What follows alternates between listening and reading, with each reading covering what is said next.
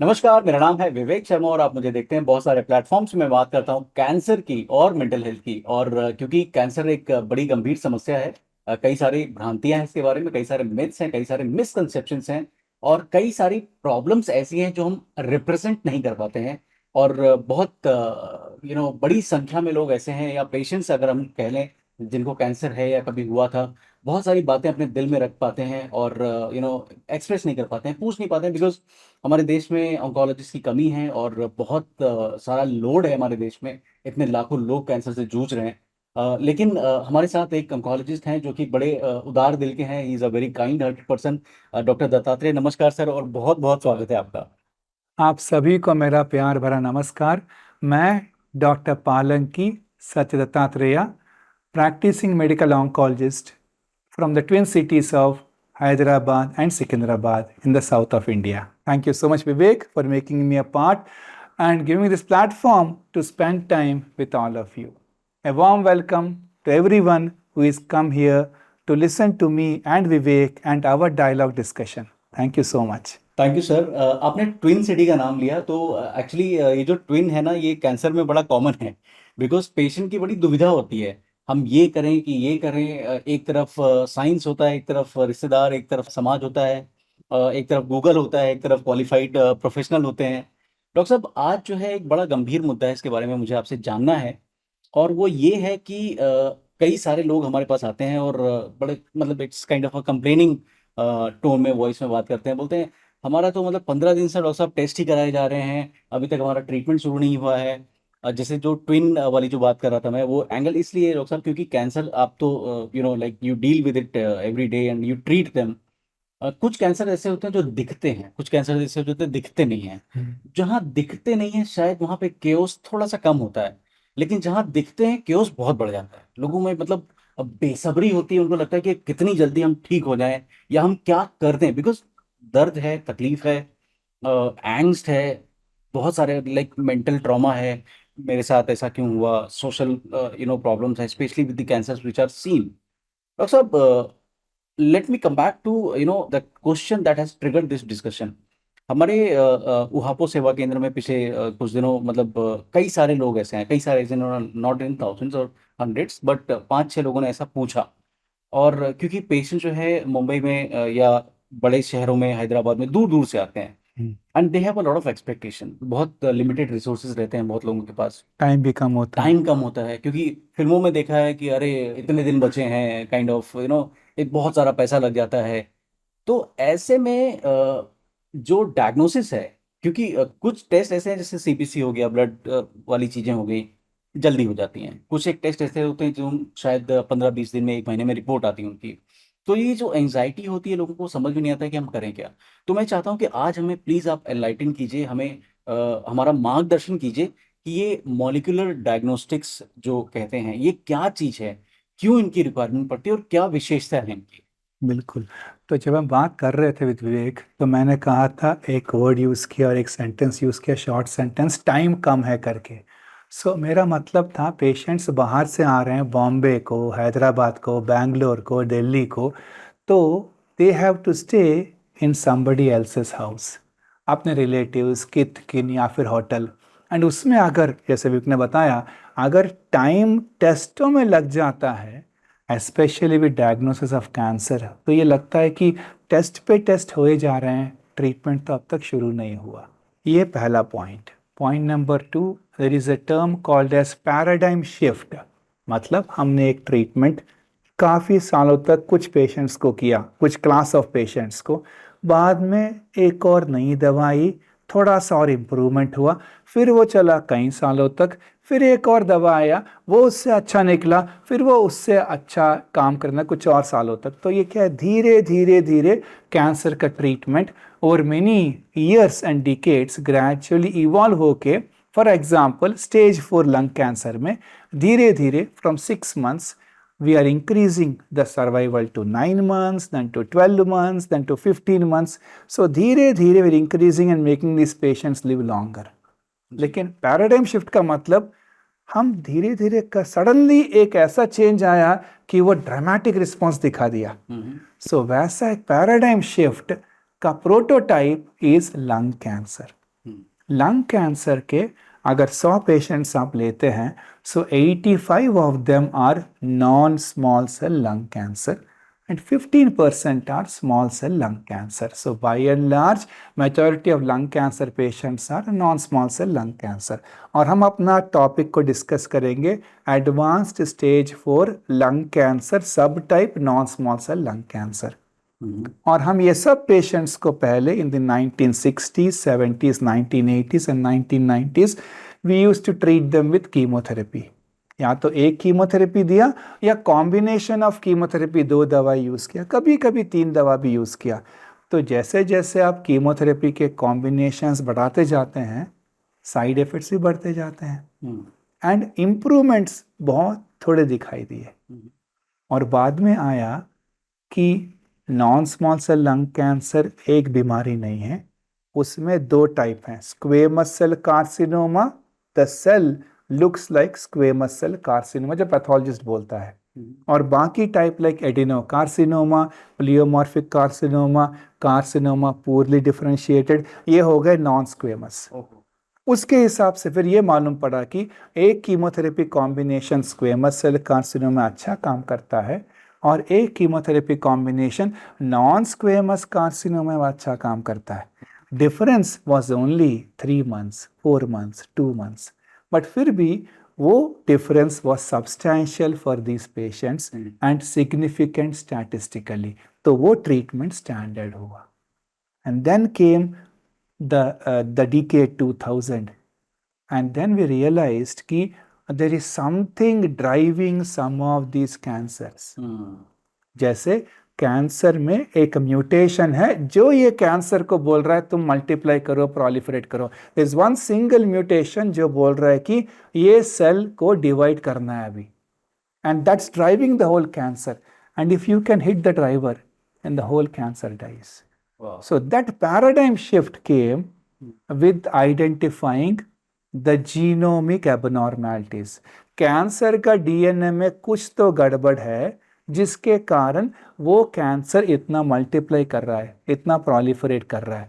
और अगर वो एबनॉर्मलिटी को हम पकड़ लेते हैं तो उसको टारगेट करने का दवाई देने से you find dramatic results, which means हम पेशेंट को कीमोथेरेपी नहीं करते हैं, we identify a druggable target and then वो ड्रगेबल टारगेट को टारगेट करने का टारगेट थेरेपी देने से you are treating these patients by not atomic bombs. Like chemotherapy is an atomic bomb because therapy with chemicals will destroy the abnormally dividing cancerous cells, और साथ में हमारे बाकी नॉर्मल सेल्स और टिश्यूज को भी डैमेज करने से अपने को साइड इफ़ेक्ट्स होते हैं।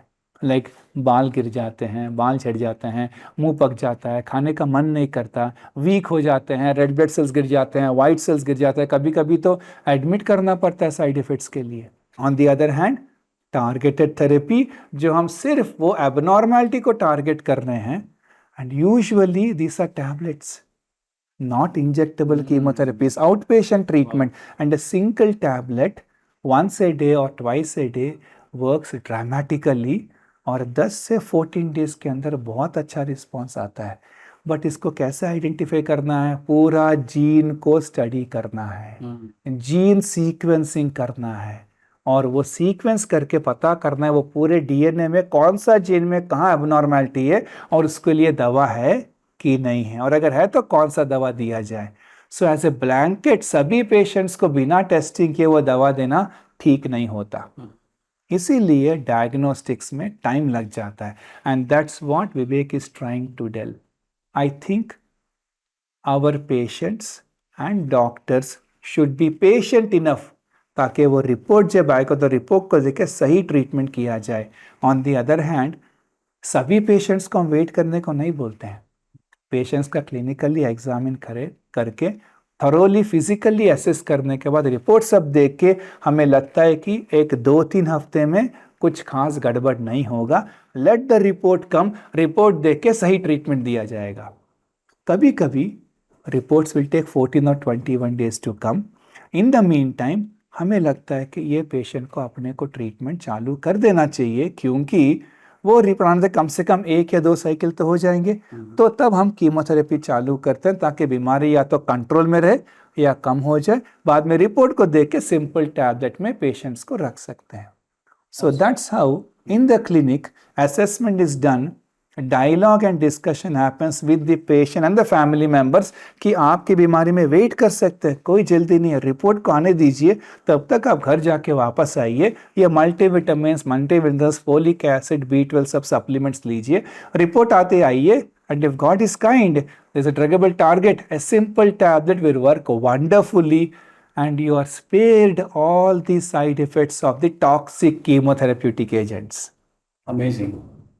डॉक्टर साहब, आप जब ये बातें बता रहे थे कि मतलब कैसे जो लोगों का जब लाइक टारगेट म्यूटेशन जो है पता चल जाता है तो कैसे लाइफ इम्प्रूव होती है, there are hundreds of cases with you and few of them we also know that जब वो गए थे डॉक्टर साहब के पास तो ऐसा जब उन्होंने पूछा कि डॉक्टर साहब कितनी लाइफ दिखती है आपको, वो बोले कि ट्रायल के हिसाब से जो है 6 महीने 8 महीने, लेकिन जब उनका इलाज शुरू हुआ, जब उनके टेस्ट रिपोर्ट्स आए और उसका सही इलाज शुरू हुआ तो आज वो 3.5 4 साल 4 साल से 5 साल से अच्छा कर रहे हैं। Absolutely.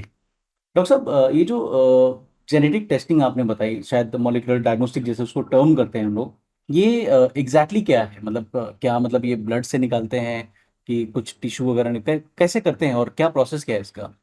अगेन बहुत इंपॉर्टेंट क्वेश्चन, बिकॉज हम सभी को ये जानना है कि ये टेस्टिंग होता कैसे है। हम कैंसर का DNA स्टडी कर रहे हैं।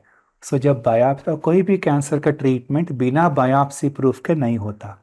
सो हमने वो कैंसर का मांस में से बायोप्सी किया, वो टिश्यू का हमने पैराफिन ब्लॉक्स तैयार करके वो टिश्यू को स्टोर किया। अब ये कैंसर सेल्स का DNA को स्टडी करेंगे by doing comprehensive genomic profiling. So हम वो कैंसर का जीन का DNA का प्रोफाइल करके देखते हैं कौन सा जीन में एबनॉर्मेलिटी है, कौन सा जीन में एबनॉर्मेलिटी नहीं है, और किस एबनॉर्मेलिटी के लिए दवाई है, और दवा है तो कौन सा दवाई है। सो मॉलिक्यूलर लेवल पे, not just at the microscopic level, at the molecular level we are studying the cancer DNA। और काफ़ी कैंसर्स ये ब्लड सेल्स को, ये DNA को शेड करते हैं इनटू द ब्लड सर्कुलेशन। तो सेकंड इज, एक तो टिश्यू बायोप्सी हुआ, जहां हमने टिश्यू को बायोप्सी करके वो बायोप्सी के ऊपर हमने कैंसर के सेल्स को स्टडी किया। मतलब जहाँ पे कैंसर है वहां से नीडल वगैरह कुछ डाल के कुछ छोटा सा टुकड़ा निकालते हैं। Absolutely yes. और दूसरा तो आपने और बताया दूसरा है कि ब्लड टेस्ट में से ब्लड को लिया, तो ब्लड तो लिक्विड है, और वो लिक्विड में पेशेंट्स ऑफ कैंसर में, क्योंकि ये स्टेज 4 तक काफ़ी जगह फैला हुआ है, ये पर्टिकुलर पेशेंट में जिसमें लंग कैंसर स्टेज 4 है, तो इसका मतलब ब्लड में सर्कुलेटिंग ट्यूमर सेल्स होंगे और कैंसर का DNA भी होगा।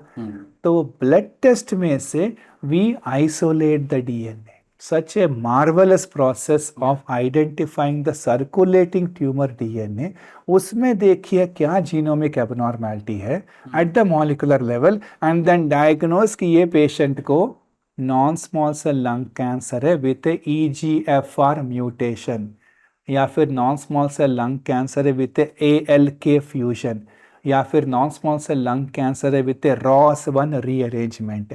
ऐसा डिफरेंट रिपोर्ट्स आते हैं, और वो रिपोर्ट के हिसाब से हर एक एबनॉर्मेलिटी का एक दवा निकलता है।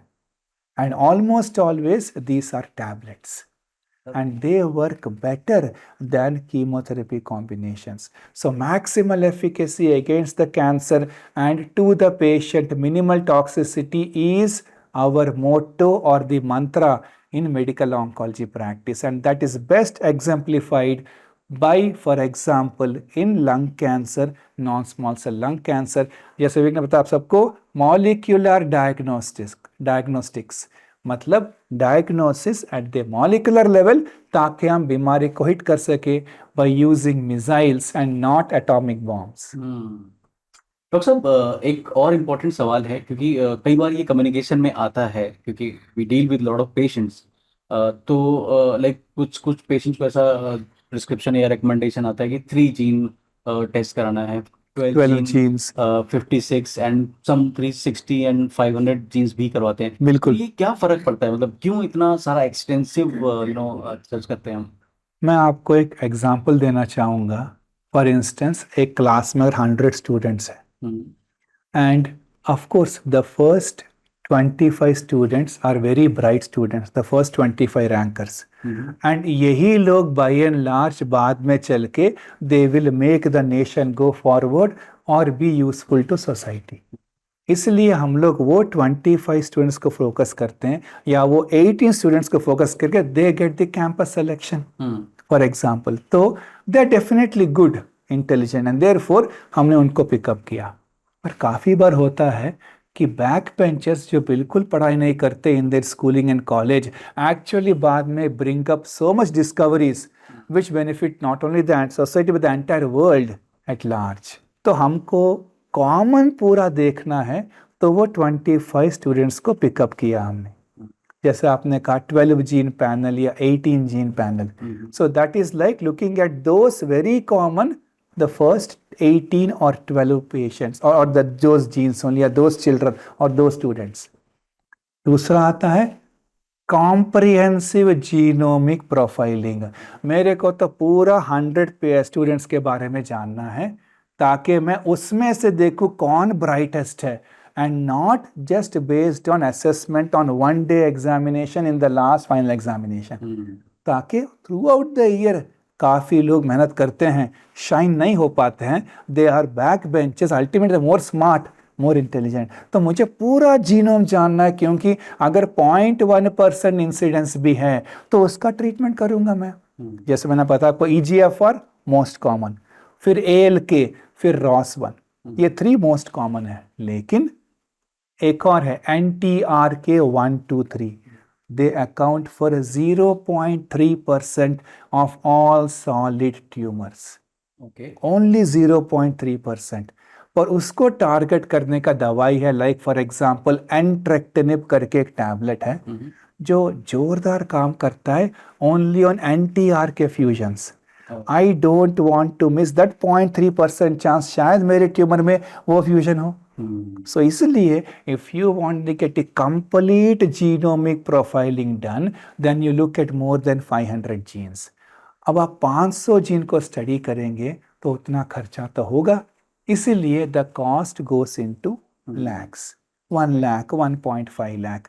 सर मुझे फर्स्ट 50 स्टूडेंट्स का चाहिए, पूरा 100 स्टूडेंट, द कॉस्ट बिकम्स से 75,000।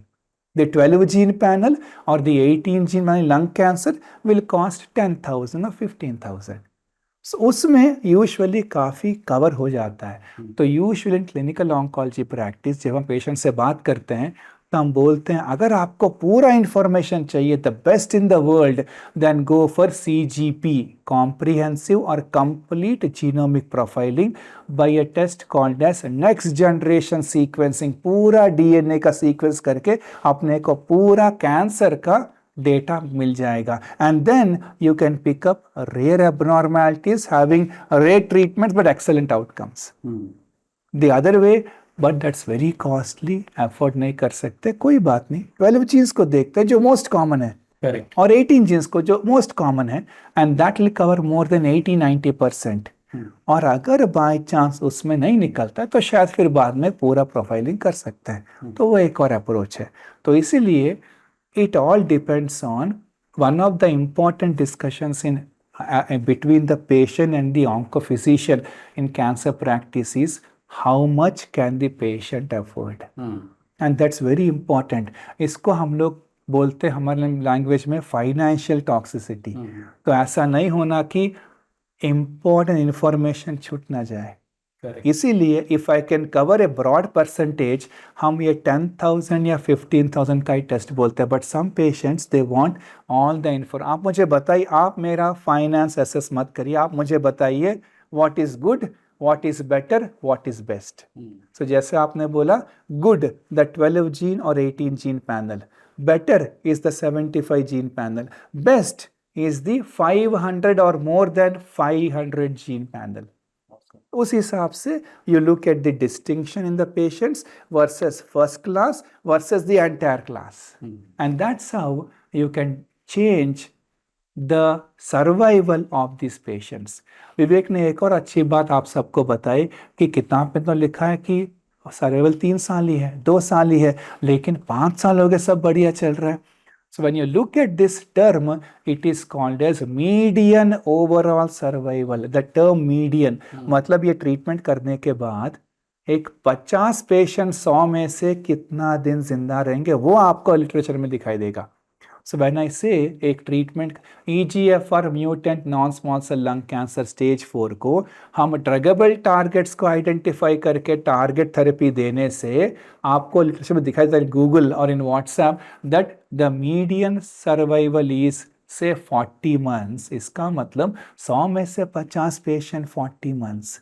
There are very good proportion who live much beyond 40 months.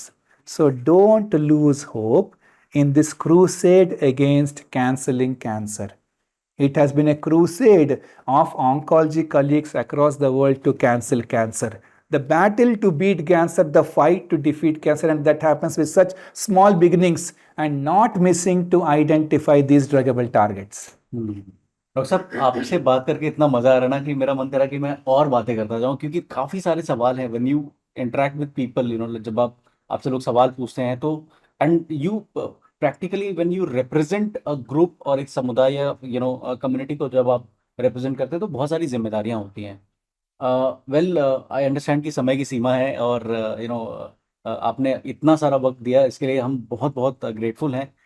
एक सवाल before we end the episode for the day, वो ये है कि अगर मॉलिक्यूलर डायग्नोस्टिक्स इतना ही इम्पोर्टेंट है तो क्यों नहीं एडवोकेसी फोरम्स या सरकार हमारी ये सोच रही है कि क्यों क्यों ना हम इसको आयुष्मान भारत में दूसरे पैकेजेस में इंक्लूड कर दें, so that we reach out to maximum number of people and kind of give them. अगर एक गोली खाने से या एक या दो गोली खाने से दिन के कोई सर्वाइवल बढ़ा सकता है, एंड वो डिपेंड करता है इस टेस्ट पे. Why don't we make this a part of the schemes? Absolutely. In fact, various patient assistance programs के कारण ही टेस्ट का कॉस्ट इतना कम हो गया है. फॉर एग्जाम्पल, जैसे मैंने आपको बताया, the test for the 12 gene lung panel for example is 10,000 to the patient. That's because the test actually is costing 25 or 30,000, of which एक 20,000 rupees or 15,000 is taken care of by various pharma companies as part of their corporate social responsibility. So 12 gene panel, 18 gene panel are actually costing 30,000 or 40,000. The patient ends up paying 10,000 only or 12,000 only because the remaining cost has been borne by somebody else. ऐसा काफ़ी जगह पे there are many people, many organizations, many team builders like Vivek and their organizations which are funding this, and many of the patients don't even know about it, and even those helping also don't want anyone to know about it. So ऐसे काफ़ी philanthropy work is happening, but as you rightly mentioned, काफ़ी support हो रहा है, काफ़ी help हो रहा है और काफ़ी हेल्प और करना बाकी है. A lot has been done, a lot still needs to be done, and miles to go before I sleep, and miles to go before I sleep. Thank you so much for the enlightened talk and the conversation, Dr. Saab, and I'm so grateful because ये वो सारी चीज़ें हैं जो usually हमारे conversation में आती नहीं है, बहुत इंपॉर्टेंट होती हैं, और हिचकिचाहट की वजह से आप और मैं, हम जैसे लोग पूछते नहीं हैं, लेकिन वो उहापोह जो है वो मन में रहता है.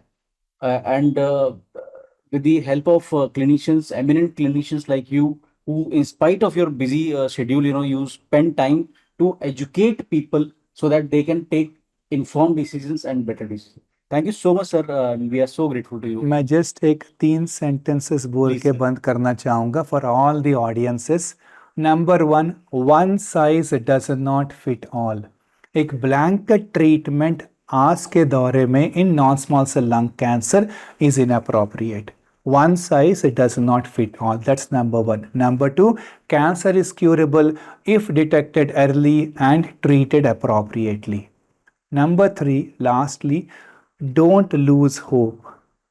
I would advise all my cancer patients to have patience and to get investigations thoroughly done.